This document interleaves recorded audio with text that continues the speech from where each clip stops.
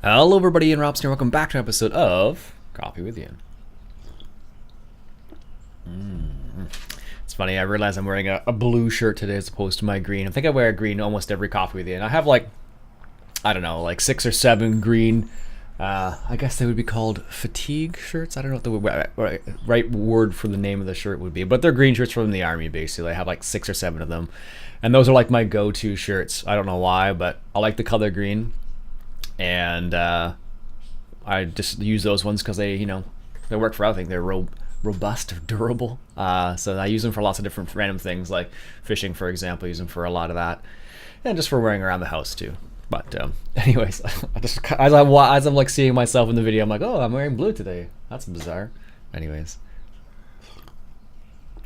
oh, that's funny. I've been playing a little bit of Dirt 4. I picked it up in the sale that was the Labor Day weekend sale. I picked that up for, I think it was like 33% off, something like that. So I've been messing around with that a little bit. It's a bit different from Dirt Rally, actually, in the sense that Dirt 4, the cars are grippier and they don't slide around nearly as much as they used to in Dirt Rally. So some people feel that Dirt Rally is more pure, I guess, or I don't know, you call it like a better game. It's more simulator, I guess is what I'm trying to say.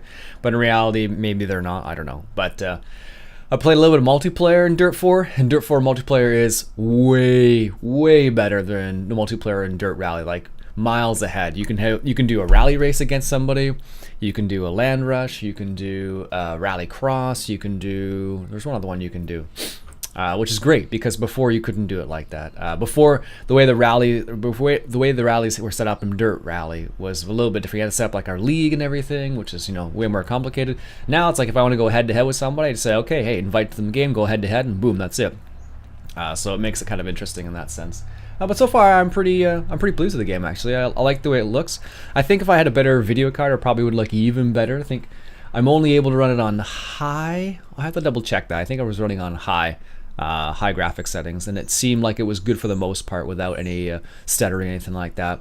But I would like to run it on ultra, but I don't think my computer is quite that powerful. Most games don't need to be run on ultra anyways, but it just kind of slows down your PC sometimes for no apparent reason. Sometimes you really knows the difference when things are on ultra versus high, but I don't know. Most of the time I don't realize. So, anyways, also random question regarding County Line. I'm gonna drink some more coffee first, though. Anyways, on County Line, one of the questions I asked in one of the latest videos I released, which was, well, I didn't release it, but I recorded it. I guess it was recorded yesterday. But the question is this. Do you think I should upgrade my plow to, instead of using the Culti plow, I think I should upgrade to one of the bigger John Deere disc rippers? Although it's not a plow in reality, it definitely functions as a plow in the game, which would make it easier instead of spending, in real time, like 2 or 3 hours plowing the field, for example. So let me know in the comments below what you think about that suggestion. I know I mentioned it in the actual video itself, but I'll be curious to see what you guys have to say about that now, because on this way I'll get a lot quicker feedback than I will in the Let's Play itself. I think the Let's Play will probably go live Monday or Tuesday or something like that. So anyways, also I finally played a little bit of Car Mechanic Simulator 2018. I like it. The one thing I found was a bit strange is like the way moving left and right is like feels like slow. It's kind of strange. I don't know. I even increased the mouse sensitivity up really high, and it still feels the same way. It's like you're moving to the one side and it feels slow, but maybe it's just the way I have the settings set up, or my graphics card, or whatever it happens to be. But so far it's pretty slick, very similar to 2015, I guess it was. So I'm really pleased with it thus far. They added some really nice little things too this time. Like they added things like tire changers, so you can actually remove the tires from the rims. They added things like choosing the right size of tires, which I ran into the other day, which is kind of interesting. I also ran into the fact that you need to balance the tires before you can put them on the car, which I thought was kind of cool. So lots of little things like that. And I thought that was really kind of neat. The fact that they added those little tiny little things in there, which is kind of cool. So I haven't got to the junkyard yet. I haven't leveled up nearly that much. I know Mr. Moose has been doing a lot of Car Mechanic 2018. He seems to be really enjoying it. I haven't put that much time into the game, to be honest with you, just because I've been into PharmaSim still, go figure, for a while now. So it's been sucking my time.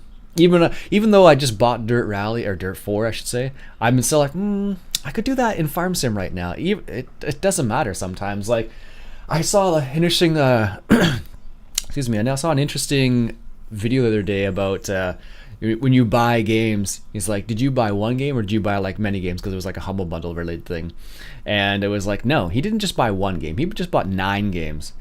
And now what he's probably going to do is going to play the game for 1 hour, then go back to his, Overwatch is what they were saying in the actual video itself. But for me, it's I'll buy a Humble Bundle, for example, play it for like, a few hours, and then I go back to Farm Sim, which is kind of funny. But there is actually a Humble Bundle right now still. There's only, I think, 3 days left of it. It's for the Jumble Bundle, I think it is, 9, which has ATS for $10 plus Verdun and some other games in there too. So that's kind of neat. If you don't have ATS, you can get it for a pretty good price there as well. And Verdun, which is also a great price. I think I looked the other day. The regular price for Verdun is $28, and you can get it for like $6 right now in a Humble Bundle.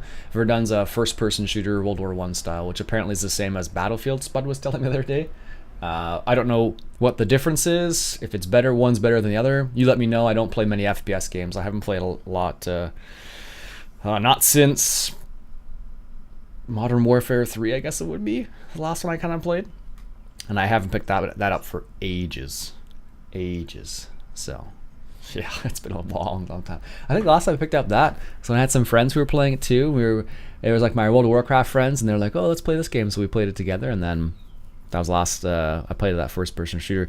Now I kind of get my shooting fix, like so to speak, with the Hunter Call of the Wild, I guess, which has been pretty good. I see actually Landy Kid's been playing that a lot lately. I don't know if he's putting it on his channel, but I noticed he was playing a lot lately, so it's kind of interesting. So it's a good game.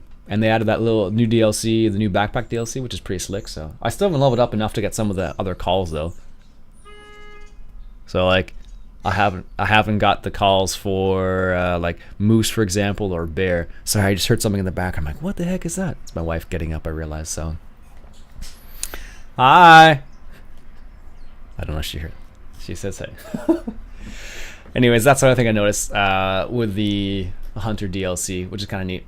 And I still haven't got those things. It's just a question of putting time in. You got to put a lot of time in some games to get to level up that high. I think for the Hunter, you need to put quite a few hours in to get up to that stage where you can get those. I think what level are those things? I think it's like 30 plus, I think, or something.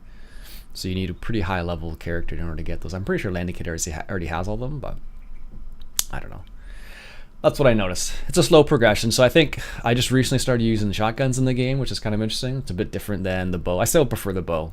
The bow seems so much more stealthy and more interesting, but I started trying the shotgun, which is something new and interesting I haven't tried yet. So I guess the other alternative would be using the handgun, which I haven't used much of yet either. Yeah, those are the two things I guess I haven't used much of yet. Yeah, I'll have to try it eventually. And what else is new and interesting?